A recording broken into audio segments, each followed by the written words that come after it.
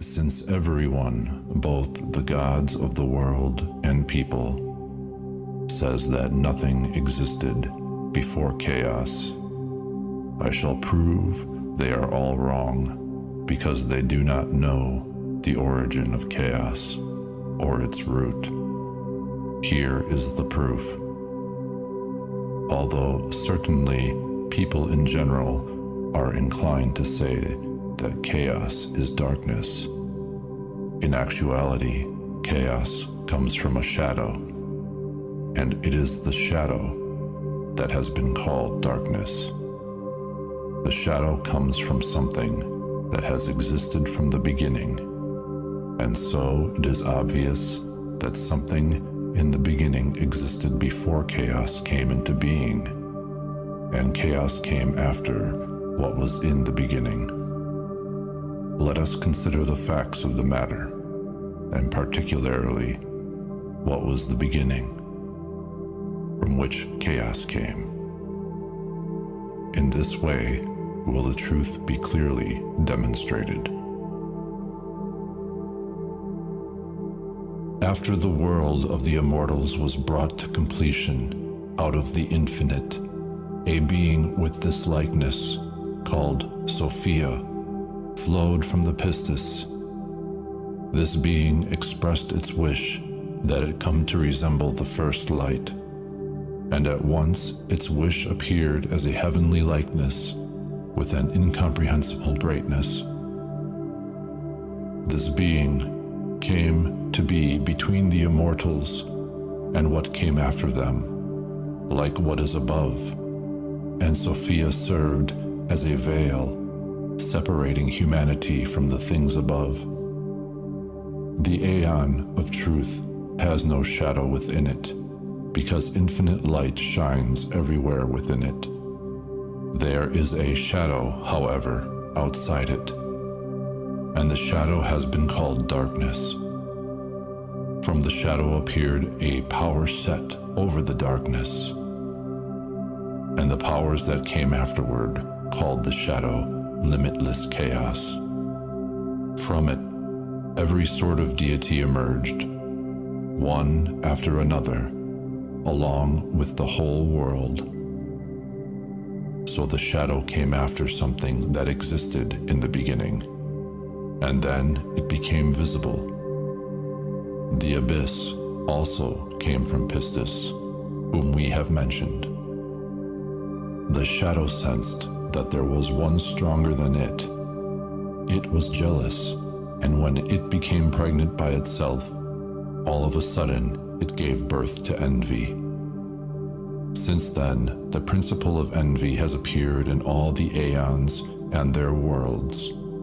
But envy turned out to be an aborted fetus without any spirit in it, and it came into being as a shadow in an expanse of watery substance. Bitter wrath came into being from the shadow and was cast into a region of chaos. Since that day, watery substance has been visible. What lurked in the shadow flowed out and appeared in chaos, just as all the afterbirth of a woman who gives birth to a baby flows out, so also the matter that came into being from the shadow was cast out. Matter did not come out of chaos. It was in chaos, in a region of chaos. After these things happened, Pistis came and appeared over chaotic matter, which had been expelled like an aborted fetus, without any spirit in it. For chaos is all limitless darkness and unfathomable water. When Pistis saw what came into being from her deficiency, she was disturbed, and her disturbance appeared as something frightful, and it fled to her in the chaos. She turned to it and blew into its face in the abyss, below all of the heavens. When Pistis Sophia wanted to cause this thing with no spirit to be made into a likeness of the divine and rule over matter and all its powers, For the first time, an archon appeared out of the waters, lion-like in appearance, androgynous, with great authority in himself, but ignorant of where he came from. When Pistis Sophia saw him moving in the depths of the waters, she said to him, "Young man, move over here," which is the meaning of Yaldabaoth. Since then, the faculty of speech has come to expression, and the faculty of speech pertains to the gods, angels, and people. The gods, angels, and people have brought to completion what has come into being by means of the word. The ruler, Yaldabaoth, is ignorant of the power of Pistis. He did not see her face, but in the water he saw the likeness that spoke to him, and from that voice he called himself Yaldabaoth. Those who are perfect call him Ariel, because he is like a lion. After Yaldabaoth assumed authority over matter, Pistis Sophia withdrew up to her light.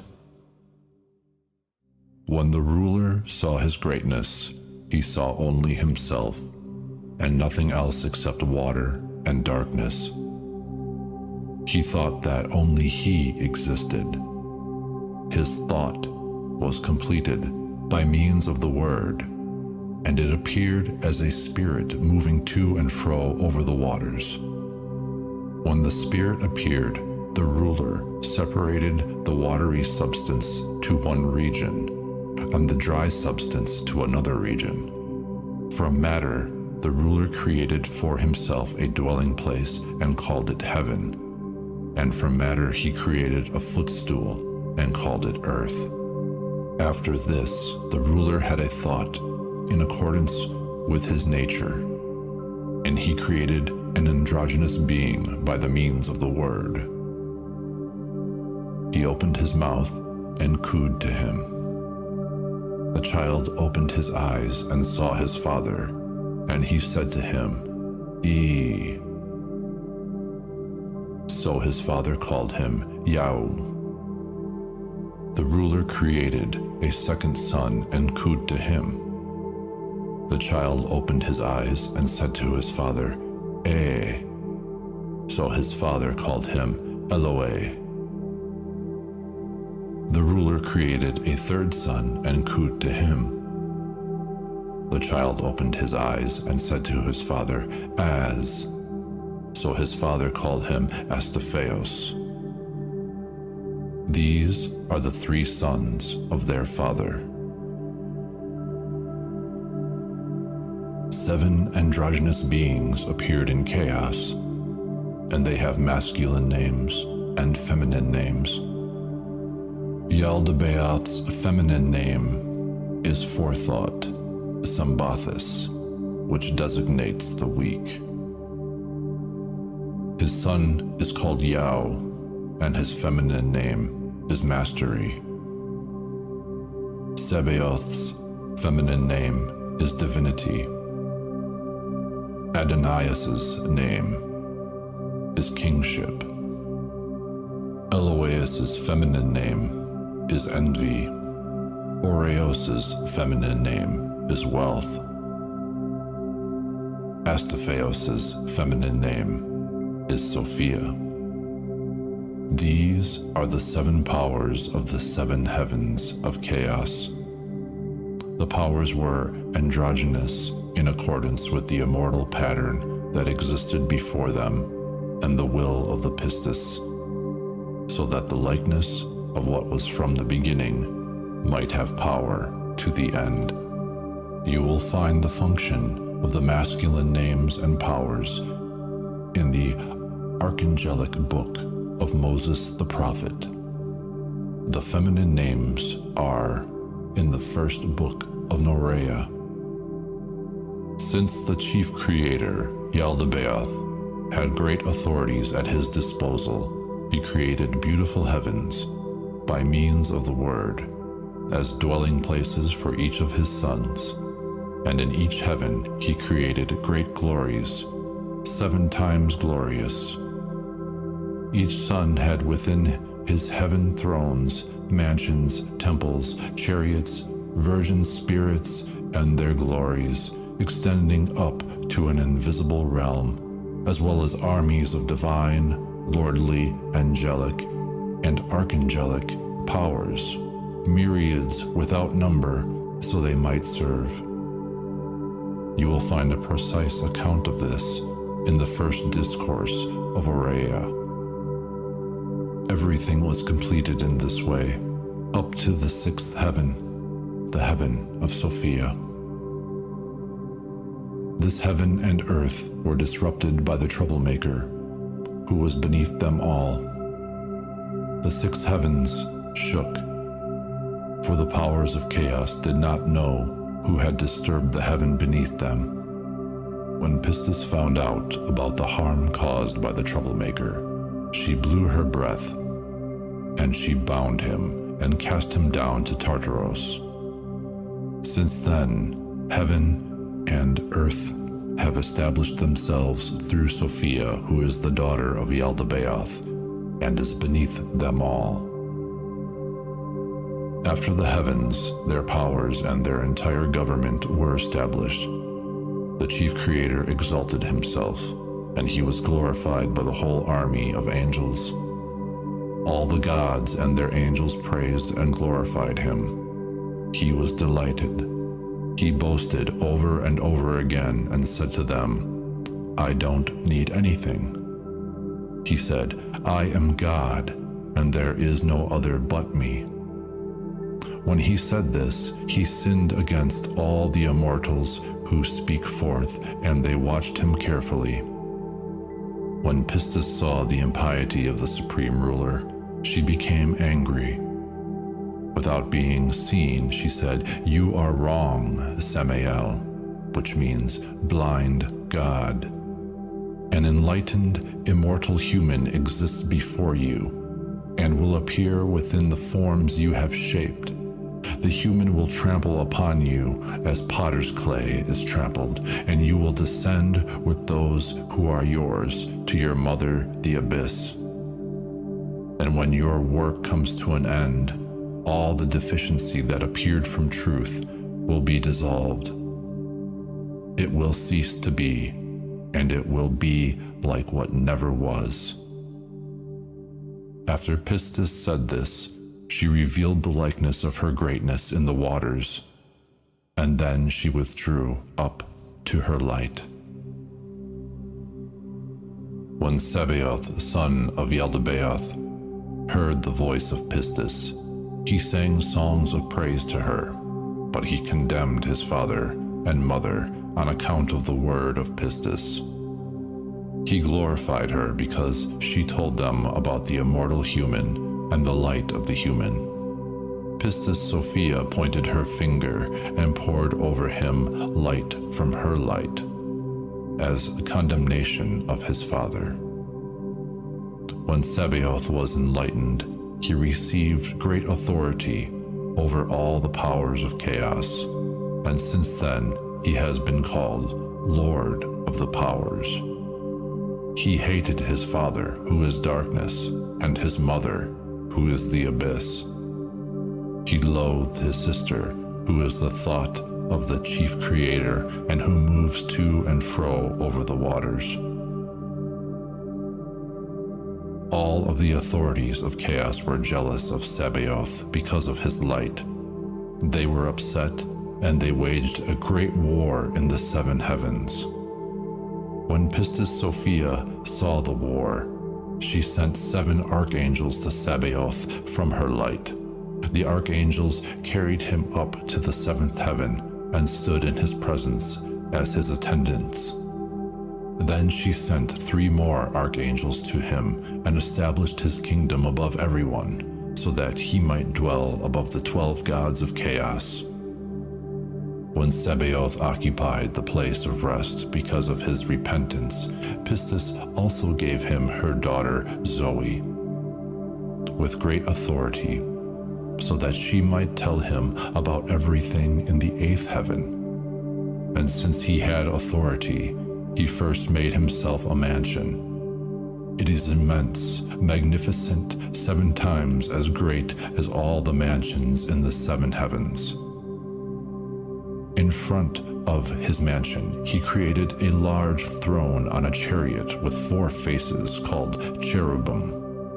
The cherubim throne has 8 figures on each side of the 4 corners, figures of lions, bulls, humans, and eagles, and there are a total of 64 figures. 7 archangels stand before the throne, Sabaeoth.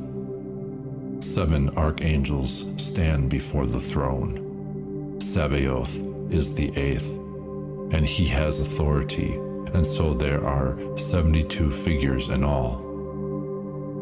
From this chariot, the 72 gods took shape, so that they might rule over the languages of the 72 nations.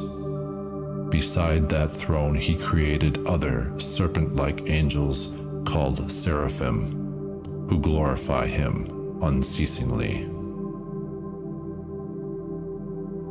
Then he created a congregation of angels, thousands, myriads without number, which was like the congregation in the 8th heaven. He also created a firstborn called Israel, that is, the person who sees God. And he created another being called Jesus Christ, who is like the Savior above in the 8th heaven, and who sits at the right of Sabaeoth on a remarkable throne. At his left, the Virgin of the Holy Spirit sits upon a throne and glorifies him. 7 virgins stand before her, with 30 harps and lyres and trumpets in their hands, and they glorify him. All the armies of angels glorify and praise him. Sabaeoth sits on a throne covered by a great light cloud. No one was with him in the cloud except Sophia, daughter of Pistis, and she taught him about all the things in the 8th heaven, so that what resembles these things might be created, and his reign might last until the end of the heavens of chaos and their powers. Pistis Sophia moved him away from the darkness and summoned him to her right, and she put the chief creator at her left. Since then, right has been called justice, and left has been called injustice. They all received a realm in the congregation of justice, and injustice is set over all their creations. When the chief creator of chaos saw his son Sabaeoth and the glory in which he dwells, and recognized that he was the greatest of all the authorities of chaos, he was jealous of him. He was angry, and he engendered death from his own death. Death was established over the 6th heaven, for Sabaeoth had been carried away from there. So the complete number of the 6 authorities of chaos were realized. Since death was androgynous, he had sex with himself and produced 7 androgynous children. These are the names of the males: envy, wrath, tears, sighs, grief, lament, tearful groans. These are the names of the females: anger, pain, lust, sighs, curses, bitterness, strife. They had sex with each other, and each one conceived 7 children, so that the children totaled 49 androgynous demons. You will find their names and functions in the Book of Solomon. In the presence of these, Zoe, who dwells with Sabaeoth, created 7 good androgynous powers. These are the names of the males: the one not jealous, the blessed, the joyful, the true, the one not envious, the beloved, the faithful. These are the names of the females: peace, gladness, joyfulness, blessedness, truth, love, faith. Many good and pure spirits come from these powers. You will find their accomplishments and functions in the configuration of the fate of heaven beneath the 12. When the chief creator saw the reflection of Pistis in the waters, he was deeply distressed, especially when he heard her voice, which was like the first voice that called to him out of the waters. When he knew that she was the one who gave him his name, he groaned. He was ashamed because of his transgression. And when he knew for certain that an enlightened, immortal human existed before him, he was greatly disturbed, because earlier he had said to all the gods and their angels, "I am God. There is no other but me." For he feared that they might know another existed before him and condemn him. But the chief creator was a fool. He had contempt for condemnation and acted rashly, and he said, "If anything existed before me, let it appear so that we may see its light." And at once, look, light shone out of the 8th heaven above and passed through all the heavens of the earth. When the chief creator saw that the light was beautiful as it shone forth, he was amazed and very much ashamed. The light appeared, and a human likeness was visible within it, and it was marvelous. No one saw it except the chief creator and Forethought, who was with him. But its light was visible to all the powers of the heavens, and so they all were disturbed by it. When Forethought saw this messenger of light, she fell in love with him, but he hated her because she was in darkness. She desired to mate with him, but she was not able. When she was unable to satisfy her desire, she poured out her light upon the earth. Since then, this messenger has been called Adam of Light, which means the enlightened person of blood.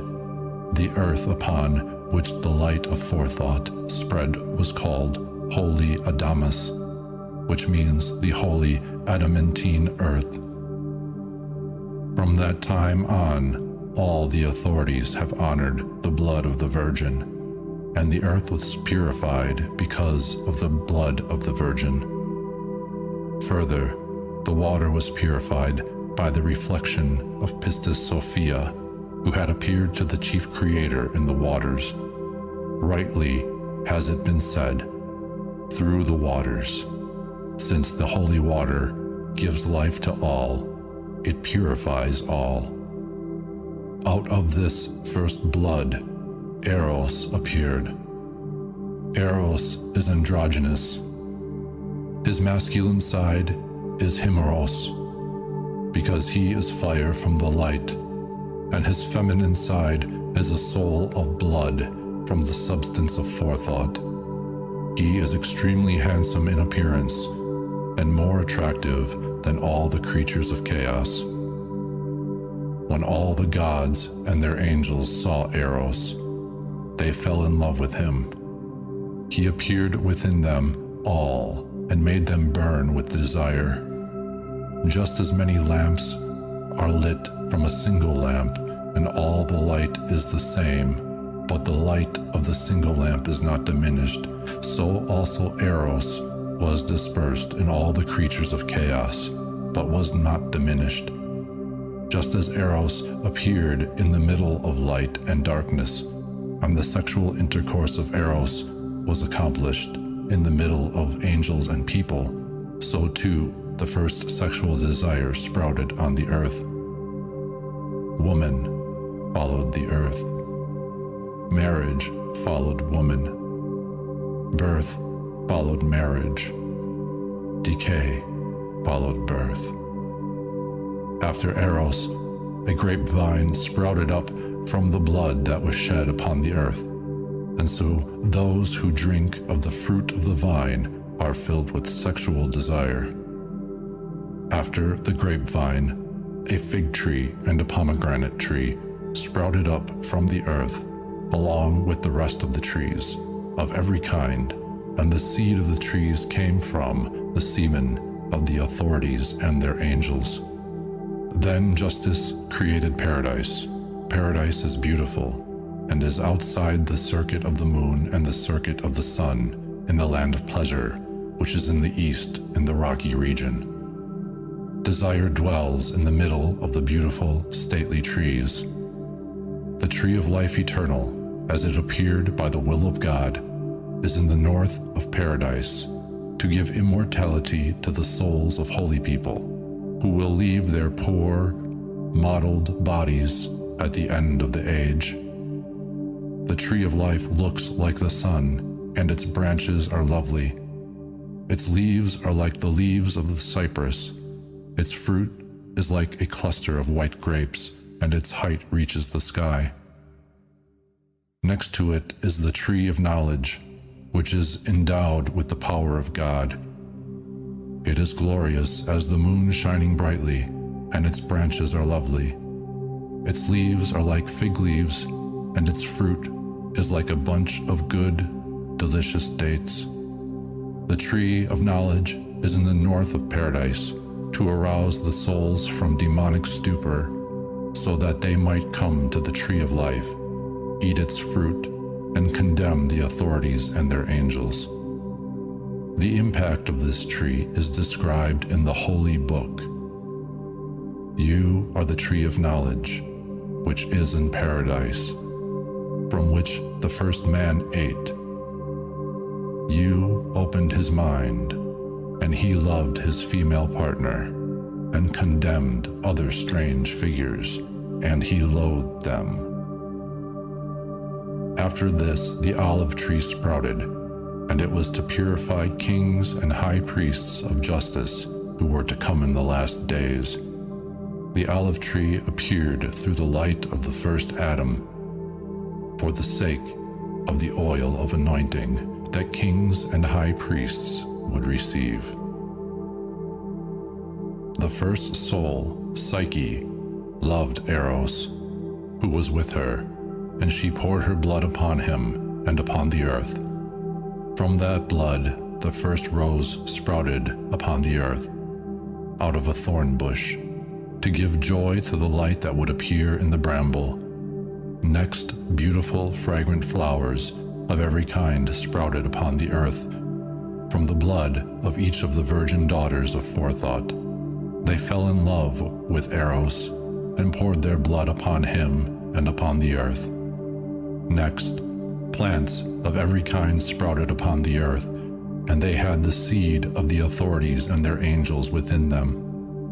Then the authorities created animals, reptiles, and birds of every kind from the waters, and they had the seed of the authorities and their angels within them. But before all this, when Adam of light appeared on the first day, he remained upon the earth about 2 days. He left the lower Forethought in heaven and ascended toward his light, and at once darkness covered the whole world.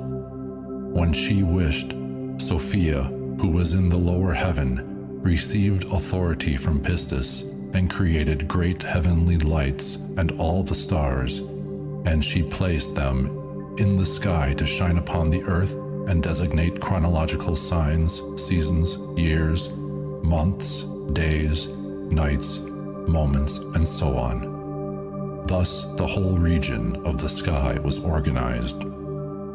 When Adam of light wished to enter his light, which is the 8th heaven, he could not do so because of the poverty mingled with his light. So he created a great aeon for himself, and in that eternal realm he created 6 more realms and their worlds, which are 6 in number, and 7 times better than the heavens of chaos and their worlds. All these realms and their worlds are within the boundless region between the 8th heaven and chaos below it, and they are considered part of the world of poverty. If you want to understand the organization of all these, you will find it described in the 7th cosmos, of Hierarchies the prophet. Before Adam of Light made his return, the authorities saw him in chaos. They laughed at the chief creator because he lied when he said, "I am God, no one exists before me." When they came to the chief creator, they said, "Is this being not the God who ruined our work?" He answered and said, "Yes. If you do not want him to be able to ruin our work, come, let's create a human being out of earth in the image of our body, and with a likeness to this being, to serve us, so that when this being sees his likeness, he may fall in love with it. Then he will no longer ruin our work, and we shall make the children of the light our slaves for this entire age." All this happened in accordance with the Pistis' forethought, so that humanity might appear in this likeness and condemn the authorities because of their modeled bodies. For their modeled bodies contained the light. The authorities received knowledge they needed to create humanity. Sophia Zoe, who is with Sabaeoth, anticipated them. She laughed at their decision because they are blind, and they created humanity in ignorance and against their own interests. They did not know what they were doing. So she anticipated them. She created her own human being first, so that he might tell the modeled bodies of the authorities how to despise them and how to escape them. The birth of the instructor happened like this. When Sophia let a drop of light fall, it landed on the water, and at once there appeared an androgynous human being. Sophia first made the drop into the form of a female body, and then she took the body and gave it shape, like the mother who had appeared. She finished it in 12 months. An androgynous human being was born, whom the Greeks called Hermaphrodite. The Hebrews call the child's mother Eve of life, which means the female instructor of life, and the child born to her is Lord. Later, the authorities called the child the beast, so that it might lead their modeled bodies astray. The meaning of the beast is the instructor, for it turned out to be the wisest of all creatures. Eve is the first virgin, and she gave birth to her first child without a man. She was her own physician. For this reason, she is said to have declared, "I am part of my mother, and I am the mother. I am the wife. I am the virgin. I am pregnant. I am the physician. I am the comforter of birth pains. My husband produced me, and I am his mother, and he is my father and Lord. He is my strength. He speaks of what he wants reasonably. I am becoming, but I have given birth to a lordly person." This was revealed by the will of Sabaeoth and his Christ to the souls who were going to enter the modeled bodies of the authorities, about whom the Holy Voice said, "Flourish and multiply, rule over all creatures." These souls were taken captive in accordance with their destinies by the chief creator, and they were locked up in the prisons of the modeled bodies until the end of the age. Then the chief creator voiced his opinion about humankind to those who were with him. Then each of them ejaculated his semen into the middle of the navel of the earth. Since then, the 7 archons have formed humanity with a body resembling their own body, but the likeness of humankind reflects the human being who appeared to them. The modeled body came into being, part by part, from each of the rulers, and the leader of the rulers created the brain and marrow. Afterward, the person appeared like the one before him. He became a person with soul, and he was called Adam, which means father, after the name of the one who was before him. After Adam was made, the chief creator abandoned him as a lifeless vessel, since Adam was formed like an aborted fetus with no spirit. When the chief ruler recalled the word of Pistis, he was afraid that the true human might enter his modeled body and rule over it. So he left his modeled body 40 days without soul, and he withdrew and left him. On the 40th day, Sophia Zoe blew her breath into Adam, in whom there was no soul. He began to crawl on the ground, but he could not stand up. When the 7 rulers came and saw him, they were greatly troubled. They approached him and grabbed him, and the chief ruler said to the breath within him, "Who are you? Where have you come from?" He answered and said, "I have come through the power of the human to destroy your work." When they heard this, they glorified him, because he gave them rest from their fear and concern. They called that day the Day of Rest, because they rested themselves from their troubles. When they saw that Adam could not stand up, they were glad. They took him and put him in paradise and withdrew up to their heavens. After the day of rest, Sophia sent her daughter Zoe, called Eve, as an instructor to raise Adam, in whom there was no soul, so that the children he would engender might be vessels of light. When Eve saw her male partner on the ground, she felt sorry for him and said, "Adam, live, get up from the ground." At once her word became an accomplished deed. When Adam got up, at once he opened his eyes, and he saw her and said, "You will be called the mother of the living, because you have given me life." The authorities were told that their modeled body was alive and had gotten up, and they were greatly troubled.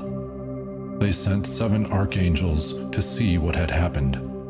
They came to Adam, and when they saw Eve speaking with him, they said to each other, "Who is this enlightened woman? She looks like what appeared to us in the light. Come, let's seize her and ejaculate our semen into her, so that she may be unclean and unable to ascend to her light, and her children will serve us. But let's not tell Adam, because he is not one of us. Instead, let's put him to sleep and suggest to him in his sleep that Eve came from his rib, so that the woman may serve and he may rule over her." Since Eve was a heavenly power, she laughed at what they had in mind. She blinded their eyes and secretly left something that resembled her with Adam. She entered the tree of knowledge and stayed there. The rulers chased her, and she revealed to them that she had entered the tree and had become a tree. The blind powers fell into great fear and ran away. Later, when they recovered their sight, they came to Adam. They saw a female like that woman with him, and they were troubled and thought this was the true Eve. They acted rashly. They came to her, seized her, and ejaculated their semen upon her. The powers acted wickedly. They defiled her in ways natural and obscene. First they defiled the seal of her voice, which had said to them, "What exists before you?" In this way they meant also to defile those who say that they were born at the end of the age, through the Word, through the true human. The authorities and their angels erred. They did not know they defiled their own body and likeness in all these ways. She first became pregnant with Abel from the first ruler, and then she gave birth to her other children from the 7 authorities and their angels. All this happened in accordance with the chief creator's forethought, so that the first mother might bear within herself every seed, every one mixed and joined with the fate of the world and its configurations, and justice. A plan for Eve emerged. that the modeled bodies of the authorities might contain the light. Then the light would condemn the authorities through their own modeled bodies. The first atom of light is spiritual and appeared on the first day. The second atom is physical and appeared on the sixth day, called Aphrodite. The third atom is earthly, a person of law, who appeared on the eighth day, called Sunday, after the poor day of rest. The offspring of earthly Adam multiplied and filled the earth, and they acquired all the technical skills physical Adam had, but they were all in ignorance. Let me continue. When the rulers saw him and the woman with him in error and ignorance, like animals, they were very pleased. Then they found out that the immortal human was not going to pass them by, and they would even have to fear the woman who turned into a tree. They were troubled and said, "Could this be the one who blinded us and taught us about the defiled woman who resembles the true human in order to overpower us?" The seven hatched a plot. They approached Adam and Eve carefully and said to him, "You may eat the fruit of every tree created for you in paradise, but be careful not to eat from the tree of knowledge. If you eat, you will die." They gave them a great fright and withdrew up to their authorities. The beast, the wisest of all creatures, came by. When it saw the likeness of their mother Eve, it said to her, "What did God say to you? Do not eat from the tree of knowledge?" She said, "He not only said, 'Do not eat from it,' but 'Do not touch it, or you will die.'" The beast said to her, "Don't be afraid. You certainly will not die. He knows that when you eat from it, your minds will become sober, and you will be like gods, knowing the difference between evil and good people. He said this to you because he is jealous, so that you would not eat from it." Eve believed the words of the instructor. She looked at the tree and saw it was beautiful and appealing, and she liked it. She took some of its fruit and ate, and she gave it to her husband too, and he also ate. Their minds opened. When they had eaten, the light of knowledge shone on them. When they clothed themselves with shame, they knew they were stripped of knowledge. When they became sober, they saw they were naked, and they fell in love. When they saw their makers looked like beasts, they loathed them. They understood a great deal. When the rulers realized that Adam and Eve had broken their commandment, they entered a paradise and came to Adam and Eve with an earthquake and a great threat in order to see what happened as a result of the help that was given. Adam and Eve were very much disturbed, and they hid in the trees in paradise. The rulers did not know where they were, and they said, "Adam, where are you?" He said, "I'm here. I was ashamed and hid because I was afraid of you."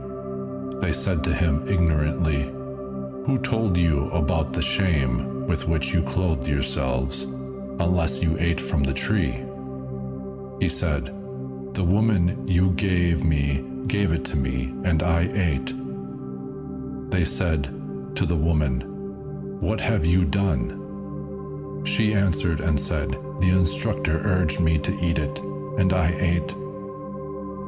The rulers approached the instructor. Their eyes were blinded by it, and they could not do anything to it. They were powerless, and they cursed it. Then they came to the woman, and they cursed her and her children. After the woman, they cursed Adam and the earth, and the fruit because of him. Everything they created, they cursed. There is no blessing from them. Good cannot come from evil. Since then, the authorities have known for certain that there is something stronger than they. They simply recognized that their commandment was broken. Great envy came into the world just because of the immortal human. When the rulers saw that their Adam had acquired different knowledge, they wanted to test him. They gathered all the domestic animals, wild beasts of the earth, and the birds of the sky, and brought them to Adam to see what he would call them. When he saw them, he gave names to the creatures of the rulers. The rulers were troubled that Adam had recovered from all his anguish. They gathered together and made a plan and said, "Look, Adam has become like one of us, and he knows the difference between light and darkness. Now perhaps he will go astray as he did with the tree of knowledge, and will come to the tree of life, eat from it, and become immortal, and rule and despise us, and consider us and all our glory to be foolish. And he will denounce us and our world.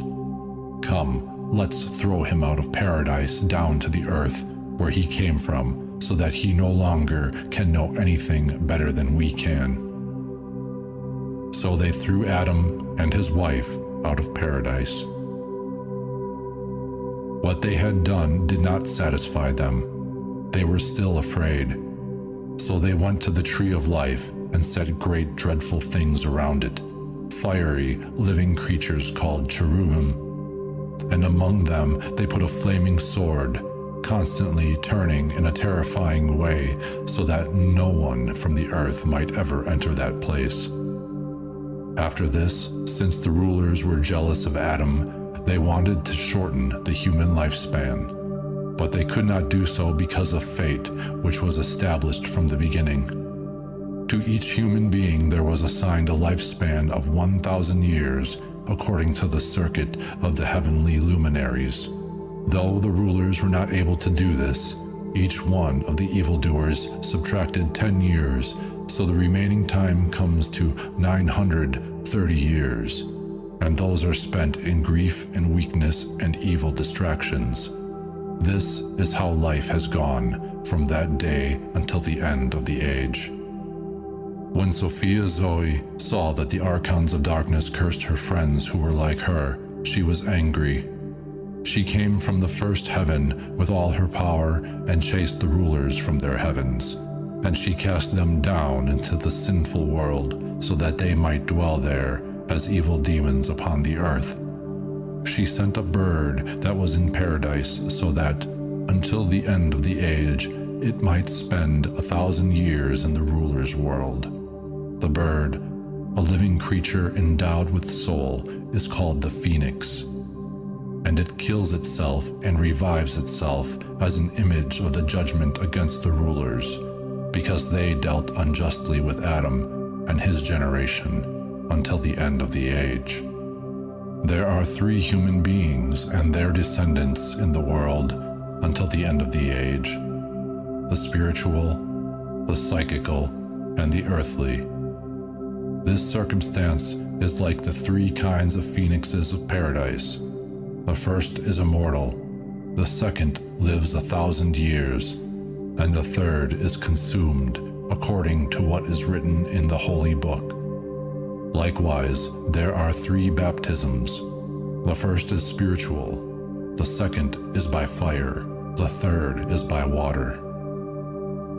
As the image of the phoenix appears with reference to the angels, so the water serpents in Egypt indicate those who go down for the baptism of a true human being. The 2 bulls in Egypt indicate a mystery, the sun and the moon, which represent Sabaeoth, because Sophia of the Word has been exalted above the sun and the moon from the time when she created them and sealed her heaven until the end of the age. The worm that is born from the phoenix also represents humanity. It is written of it, "The just will sprout like a phoenix." The phoenix first appears alive, then dies, and then rises again as an image of what appears at the end of the age.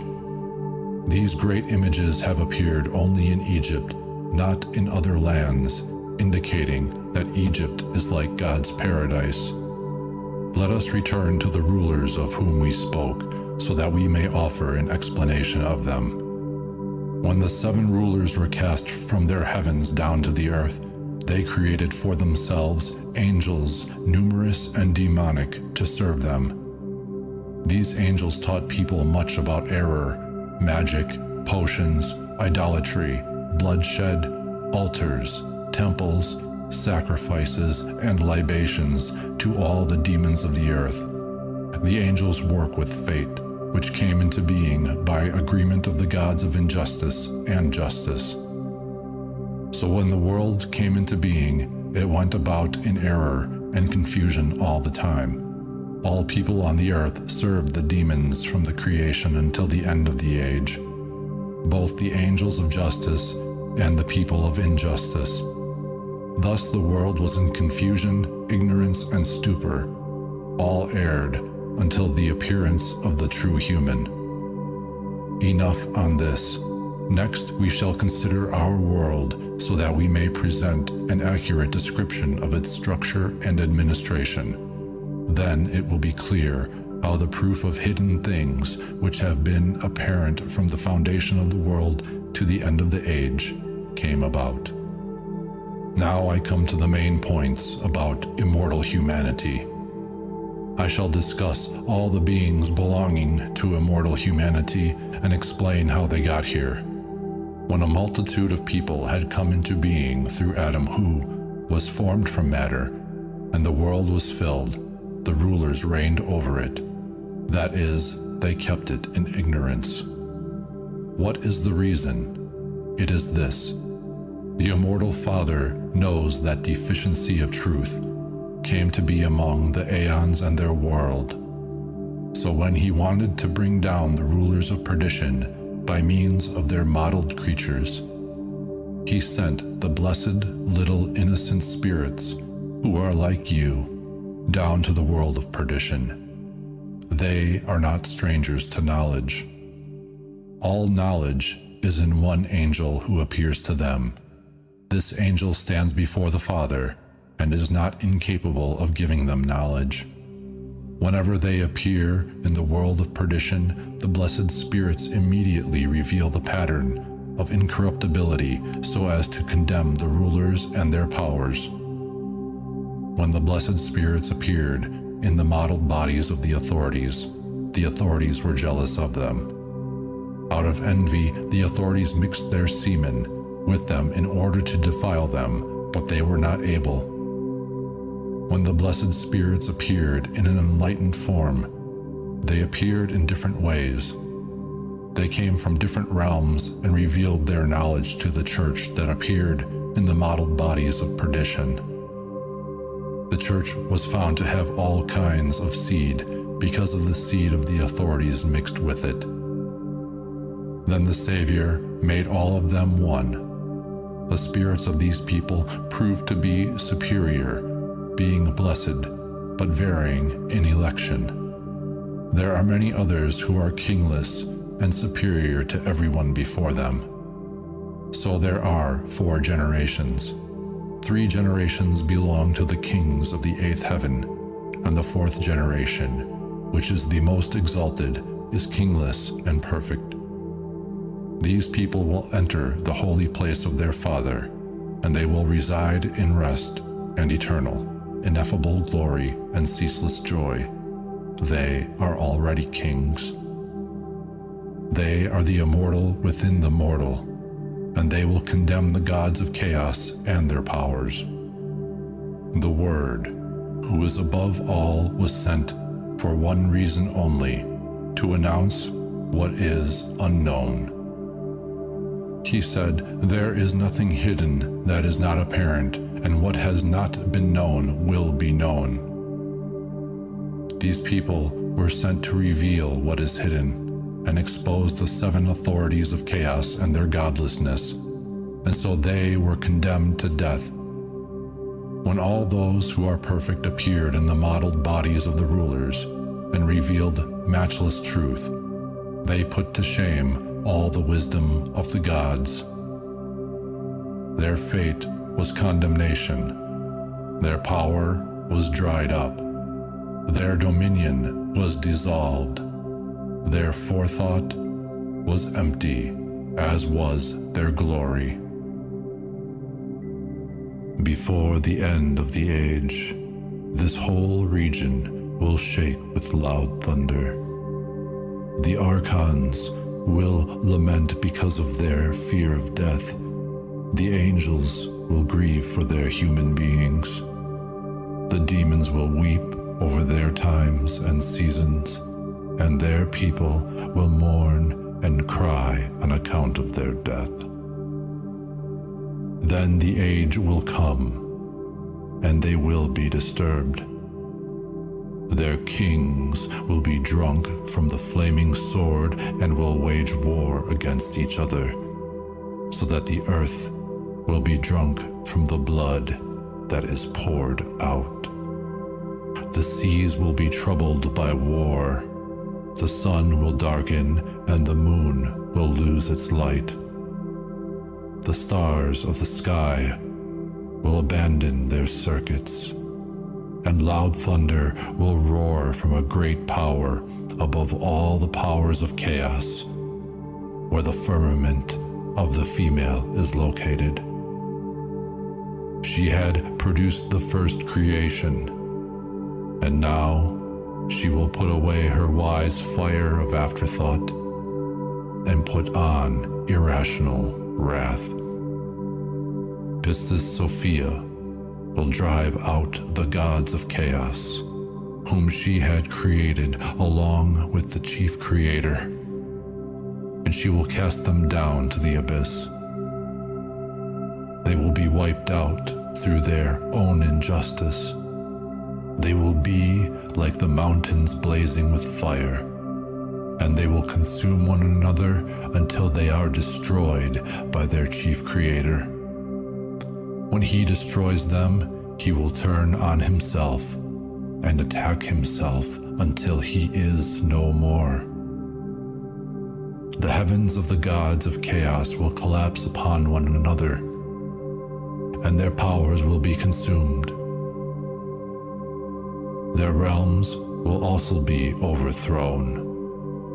The chief creator's heaven will fall and split in half. His stars in their sphere will fall down to the earth, and the earth will not be able to endure them. They will fall down to the abyss, and the abyss will be overthrown. The light will overcome the darkness and banish it. The darkness will be like something that never was, and the source of darkness will be dissolved. Deficiency will be pulled out by its root and cast down into the darkness, and the light will withdraw up to its root. The glory of the unbegotten will appear and fill all the eternal realms when the prophets and the writings of the rulers are revealed and fulfilled by who are called perfect. Those who have not become perfect in the unbegotten Father will receive glory in their realms and the kingdoms of immortals, but they will never enter the kingless realm. All must return to the place where they came from. By what they do and what they know, all of them will reveal their natures.